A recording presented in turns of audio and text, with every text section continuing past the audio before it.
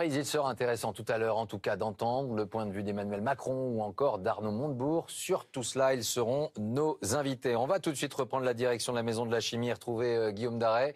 Guillaume, François Fillon est arrivé sur place. Ah, on l'attend, il est sur le point d'arriver, effectivement. Laurent, vous voyez, énormément de caméras, énormément de bousculades aussi, parce qu'il y a beaucoup de militants fillonistes qui sont venus pour l'entendre ce soir. On l'attend, dans quelques secondes, il sera là. Dès qu'il arrive, on vous appelle, Laurent. Merci beaucoup Guillaume. Dans l'actualité également ce soir, la mort de ce second tour de la primaire de la droite et du centre. Mais d'abord l'actualité à l'étranger, direction Cuba. 20h13, priorité aux résultats de ce second tour de la primaire de la droite et du centre. On va tout de suite prendre la direction du fief ce soir de François Fillon. On va retrouver Guillaume Darey à la Maison de la Chimie à Paris. Guillaume, quelle est l'atmosphère actuellement ? L'atmosphère est à la tension et à l'attente parce qu'il n'est toujours pas arrivé, François Fillon. Pourtant, entre son domicile et la Maison de la Chimie, ici dans le 7e arrondissement, il y a juste quelques centaines de mètres. Mais vous savez, Laurent, dans ces soirées électorales, c'est souvent comme ça. On joue un petit peu au chat et la souris entre les hommes politiques et les journalistes. Alors on nous dit à nouveau que c'est imminent, à moins qu'il ait pris une autre entrée pour entrer dans ce bâtiment. François Fillon, avec qui j'ai pu échanger quelques mots ce matin, très rapidement, quand il est allé voter. Il avait l'air extrêmement serein, extrêmement détendu. Il nous a confié que c'était désormais aux électeurs de trancher. Cet après-midi, effectivement, pour lui, c'était détente et repos. Astrid Mesmorian vous l'a dit, en tant que passionné d'automobile, il a regardé le Grand Prix de Formule 1. Rien d'extraordinaire prévu à son agenda. Il doit évidemment déjà travailler à son discours. Igor Mitrofanov, c'est l'homme qui depuis des années est à ses côtés, un de ses principaux conseillers avec lesquels il écrit ses discours. J'ai demandé d'ailleurs s'il avait préparé 2 discours, un de victoire et un de défaite. On ne nous a pas précisé, on nous a dit je ne peux pas vous le dire, vous le verrez tout à l'heure. En tout cas c'est imminent, Laurent, François Fillon doit arriver d'ici quelques instants et c'est vrai que son entourage se montre assez confiant. En tout cas, on voit que les militants arrivent. On va prendre la direction de la haute autorité. C'est là qu'est centralisé, en tout cas actuellement, tous ces résultats qui remontent. On va retrouver Jean-Baptiste Marteau. Jean-Baptiste, vers quelle heure aura-t-on les premiers résultats ? Eh bien Laurent, les choses sont en train de s'accélérer un petit peu ici à la haute autorité. On nous annonce donc une déclaration de Thierry Solère, le président du comité d'organisation, dans les minutes qui viennent, car il semble qu'une victoire est en train de se dégager assez nettement. Thierry Solère va le confirmer dans un instant. Et autre chose ici, la venue des 2 finalistes pour une poignée de main et une photo de famille est en train de s'organiser aux alentours de 22h. Une venue qui a fait l'objet d'une certaine négociation, car Laurent Wauquiez, le président du parti Les Républicains, souhaitait accueillir cette venue aussi du parti. La haute autorité, bien sûr, préférait que ce soit ici dans un lieu neutre, car il s'agit de la primaire de la droite et du centre. Annonce des résultats donc d'ici quelques minutes. Merci Jean-Baptiste. Nathalie, l'enjeu ce soir, savoir si effectivement François Fillon allait rattraper ce retard important du premier tour. Oui, écoutez, il y a eu quelques mouvements d'inquiétude au siège de François Fillon, parce que quand on a vu que la mobilisation a augmenté, on s'est dit peut-être qu'il y a des fonctionnaires qui sont finalement extrêmement inquiets sur l'idée de travailler 39 heures, payer 35. Et puis en fin d'après-midi, les choses se sont calmées. On s'est dit que finalement cette mobilisation n'était pas aussi simple à analyser. Donc globalement, on les sent confiants chez François Fillon. Juste une précision sur la fameuse poignée de main entre les 2 finalistes. Ça, c'est la tradition, c'est la règle. Quand on a perdu, on se remet ensemble. Il a été question à un moment donné d'avoir Nicolas Sarkozy, c'est-à-dire le 3e homme de l'opération, pour avoir cette triple poignée de main. Et finalement, ils n'y seront que 2. On va essayer de voir l'ambiance maintenant du côté d'Alain Juppé, dans le 15e arrondissement, avec Anne-Charlotte Iné. Anne-Charlotte, quelle est l'atmosphère ? Il est 20h16, on attend les résultats désormais dans quelques minutes. Absolument, atmosphère un peu fébrile dans l'attente de ces résultats qui ne devraient plus trop tarder. Ici, eh bien, on garde espoir que Alain Juppé va renverser la tendance, créer la surprise. C'est en tout cas ce que m'ont dit tout à l'heure les militants. Vous voyez, il y a du monde dans ce lieu du 15e arrondissement. Les militants arrivent, les soutiens d'Alain Juppé sont présents. En tout cas, ils attendent sa venue, peut-être aux alentours de 21h. Il va, quoi qu'il arrive, quel que soit le résultat des urnes, prononcer son discours sur la scène que vous voyez juste derrière moi. Ce sera à peu près aux alentours de 21h, on n'en est pas encore tout à fait sûr. Merci Anne-Charlotte. On va vous retrouver dans un instant. On va maintenant retrouver Myriam Bounafa pour la participation, parce qu'elle est importante, cette participation, encore plus importante pour le moment que celle du premier tour, Myriam. C'est peut-être un peu la grande surprise de ce soir. Ce sont des résultats qui sont pour le moment provisoires puisque c'est la participation à 17h pour ce second tour. Elle dépasse les 2 900 000 votants. Au premier tour, il y avait 100 000 personnes de moins. Il y avait 2 800 000 personnes qui s'étaient déplacées. Une augmentation de l'ordre de 4,5%. On va peut-être rappeler les chiffres de ce premier tour. Un François Fillon qui avait très tôt dans la soirée décollé et s'est affiché à 44,1% à la fin de la soirée contre 28,6% pour Alain Juppé. De manière numérique, cela représente quasiment 700 000 voix d'écart entre les deux candidats. 1 900 000 votants à peu près pour François Fillon contre 1 200 000 votants pour Alain Juppé. Voilà, merci Myriam. Vanessa, ce taux de participation, c'est encore une surprise, encore finalement un gage donné à cette primaire à droite ? Oui, bien sûr, ça montre que les électeurs de droite ont joué le jeu de cette primaire qui n'était pas du tout évidente, parce que les principaux leaders de la droite ne la voulaient pas, cette primaire.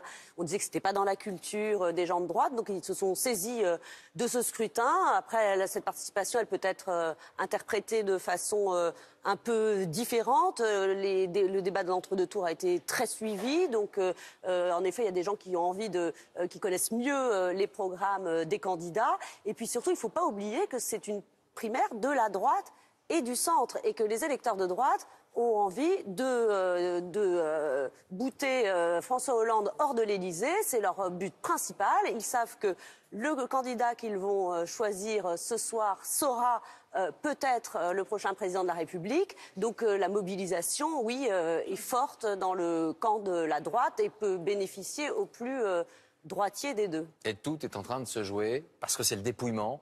On va prendre la direction du 15e arrondissement de Paris. On va retrouver tout de suite Margot Manière. Margot, est-ce que le dépouillement est terminé ou pas? Apparemment, ça touche à sa fin. Oui.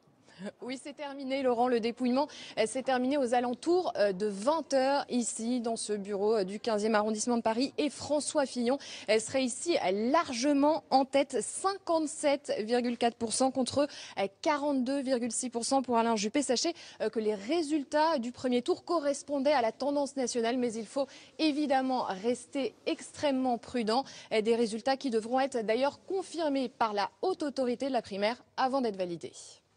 On va maintenant retrouver Margot. Jean-Baptiste Marteau à la haute autorité. C'est là qu'on va voir Thierry Solaire normalement apparaître dans quelques instants et qui devrait donner les premiers résultats. On le voit derrière vous, Jean-Baptiste. Oui, un Thierry Solaire avec Anne Leval, la présidente de la haute autorité. Elle devrait donc donner là d'ici quelques toutes petites secondes les résultats, puisque ça y est, plus de 2000 bureaux de vote ont été comptabilisés et enregistrés ici à la haute autorité. C'est donc Thierry Solaire entouré d'Anne Leval qui va prendre la parole. Et on va l'entendre tout de suite en direct. C'est parti, Thierry Solaire. Dans 5 mois, les Français choisiront leur prochain président de la République. Ma famille politique, les Républicains, ainsi que le Parti chrétien-démocrate se sont engagés pour la première fois dans notre histoire dans cette primaire ouverte de la droite et du centre. Je veux remercier l'ensemble des 81 000 bénévoles qui se sont engagés sur ces 2 week-ends pour la tenue de nos bureaux de vote. Je veux remercier également de leur confiance l'ensemble des membres du bureau politique des Républicains qui m'ont chargé de présider ce comité d'organisation de la primaire. Me réjouir du formidable succès populaire de cette primaire de la droite et du centre qui avait rassemblé près de 4 300 000 Français dès le premier tour et qui, de toute évidence, en a rassemblé plus encore à l'occasion de ce second tour de scrutin. Je veux enfin, avant de laisser la parole à la professeure Anne Levade, remercier l'ensemble des membres de la haute autorité de la primaire, qui a été l'autorité organisatrice de ce scrutin, au-dessus de l'organisation politique et opérationnelle.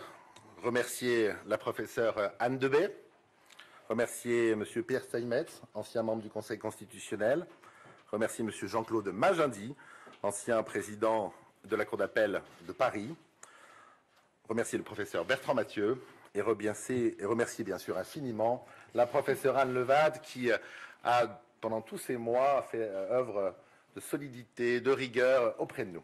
Madame Levade va vous donner les premiers résultats partiels de ce second tour de scrutin. Merci beaucoup Thierry.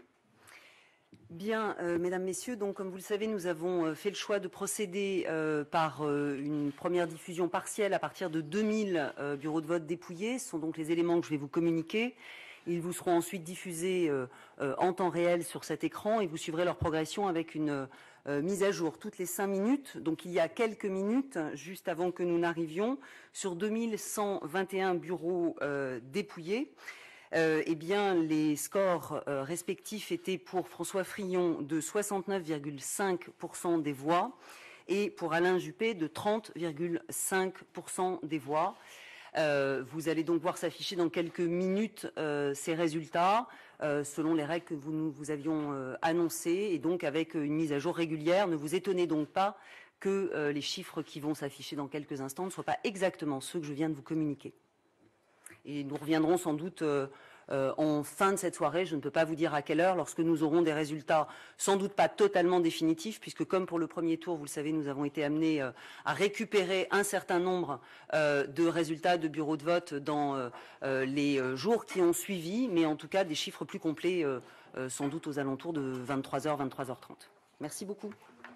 Pour la première intervention de la Haute Autorité, il est 20h23. Les premiers chiffres sont assez clairs pour le moment, même s'ils sont provisoires. 69% pour François Fillon, 30% pour Alain Juppé. On va tout de suite aller retrouver les soutiens de François Fillon avec Guillaume Darey. Guillaume, des applaudissements, c'est clair. Effectivement, eh bien, absolument des applaudissements qu'on a entendus derrière toutes les caméras qui sont nombreuses au moment des premiers résultats. François Fillon qui va venir s'exprimer sur la tribune qui est juste derrière moi d'ici quelques minutes. Et comme je vous disais tout à l'heure, en fait, il est bien arrivé ici à la Maison de la Chérimie, mais il a pris une porte dérobée. Il est au premier étage avec ses plus proches, avec Bruno Retailleau, avec Gérard Larcher, avec ses communicants et la communicante notamment Anne Méo. Il est attendu ici pour un discours qui est évidemment très très important. On va retrouver maintenant Anne-Charlotte Inet du côté d'Alain Juppé. Anne-Charlotte, l'ambiance est, j'imagine, un peu plus triste. Absolument, je suis avec Nicolas, un soutien d'Alain Juppé. Vous me disiez à l'instant, déçu, forcément déçu. Oui, déçu, mais bon après, voilà, c'est la règle. Je trouve qu'Alain Juppé a fait une belle campagne et j'étais heureux d'avoir voté pour lui. Et puis maintenant, voilà, espérons que les gens prennent en compte les idées qu'il a défendues et que la droite ait un très beau programme pour la présidentielle. Vous n'aurez aucun problème à soutenir François Fillon pour la présidentielle de 2017 ? Moi, je pense que je voterai François Fillon, oui, mais Alain Juppé était mon premier choix, mais bon, je pense que les deux sont des candidats de grande qualité. Donc. Déception, Laurent, évidemment, c'est à vous. Merci Anne-Charlotte. On va retrouver maintenant Nathalie Saint-Cric avec nos premiers invités politiques. On le confirme, pour le moment, c'est François Fillon qui est largement en tête de ce second tour avec près de 70% des suffrages. Nathalie. Absolument, Valérie Boyer, on vous a entendu comme Jérôme Chartier la semaine dernière faire waouh. Vous attendiez à un score bon, mais pas à ce point-là. Est-ce que vous allez être des bons gagnants, malgré votre score un peu écrasant, tendre la main aux pauvres perdants qui est à côté de vous, Benoît Apparu? Je pense qu'il n'y a jamais eu de Donne-moi la main. On s'est même embrassé tout à l'heure quand on s'est retrouvés. Non, il n'y a pas de... je pense qu'aujourd'hui, c'est vrai que j'ai du mal à retenir mon sourire parce que je suis contente de cette victoire qui est celle du mérite des convictions, d'autant que le vote d'adhésion envers François Fillon est très important. Donc ça veut dire que le vote d'adhésion pour Fillon, d'après vos collègues sondeurs, est très important puisqu'il serait de 80%. Donc c'est une très belle victoire. C'est la victoire des convictions. Et puis de toute façon, vous avez vu que pour le premier tour, nous avons réussi à faire l'union avec les sarkozystes, avec les partisans de Bruno Le Maire. Donc pour moi, il n'y a pas de sujet. Je m'adresse à Benoît Apparu cette fois-ci, vous qui êtes dans le camp d'Alain Juppé. Est-ce que vous attendez qu'il y ait des gestes d'ouverture? Je parle de programme. Est-ce qu'il y a des choses pour se rassembler? Il faut être d'accord. Est-ce que c'est en gros votre programme à prendre ou à laisser? Ou est-ce qu'il va y avoir des discussions, vu des législatives de la présidentielle, de manière à trouver des terrains d'entente et qu'il y ait un véritable rassemblement? C'est pas le sujet du moment. Le sujet du moment, c'est de se dire que ce soir, il y a une belle victoire. Apparemment, elle va se confirmer, j'imagine, parce qu'à 70-30, j'imagine mal une inversion de la tendance. Donc il y a une belle victoire. Il faut féliciter François Fillon. Et on n'est pas là pour poser des conditions au rassemblement. On a tous signé un engagement. L'engagement, c'était de soutenir celui qui allait gagner. Eh ben, on soutiendra celui qui a gagné, semble-t-il, ce soir, sans poser de conditions. Alors bien évidemment, on est fiers de ce qu'on a fait, on est fiers de notre campagne, on est fiers de notre conviction, et on espère que ce que nous avons défendu pendant cette campagne-là restera. Mais là encore, il y a une victoire nette, claire, précise. On ne va pas commencer à baragouiner quelque chose. Benoît Apparu, vous ne regrettez pas la tension de cette semaine, les mots un peu trop forts, la stigmatisation? On a eu l'impression qu'il y avait une diabolisation de François Fillon qui était devenu un autre homme. Il n'y a pas eu de diabolisation de François Fillon. Il y a eu 2 jours, Mitaine, mardi, mercredi, où effectivement, il y a des deux côtés une montée en tension qui s'est calmée, je crois, le mercredi soir aux 20h d'Alain Juppé. Aucun regret? Et aucun regret par rapport à ça. Vous savez, je ne suis pas à l'heure du regret. Ce soir, je note quoi? Très belle victoire de la primaire en tant que telle. Tout le monde nous prédisait une baisse de participation entre les deux tours. On a une montée de participation. On finira probablement à 4,5 millions, ce qui est absolument extraordinaire. Parallèlement à ce message que nous offrons ce week-end, qu'est-ce qu'on a de l'autre côté? À gauche, vous allez me dire que c'est on la a Pinel d'un côté, on a le JDD avec Manuel Valls de l'autre, et maintenant des rumeurs de remaniement. Donc très sincèrement, quand je prends le bilan de notre primaire et le bilan de ce qui se passe à gauche aujourd'hui, je suis plutôt content. Qu'est-ce qui va devenir Alain Juppé? Parce que c'est pas une défaite, c'est presque une déroute. Si ça se confirme, on peut rajouter que ce sont des chiffres temporaires, mais c'est quand même très très faible son score. C'est en gros le score qu'on avait le soir du premier tour, c'est-à-dire qu'on additionne les reports de voix. Il va faire campagne pour François Fillon, il va se retirer. Excusez-moi, c'est pas une agression, c'est juste pour essayer de savoir. Le soir du premier tour, on a 70-30. Eh ben, on finira peu ou prou au report de voix du premier tour, 70-30. Alain Juppé soutiendra évidemment François Fillon. La question ne se posera pas et on sera tous à disposition de celui qui a gagné la primaire.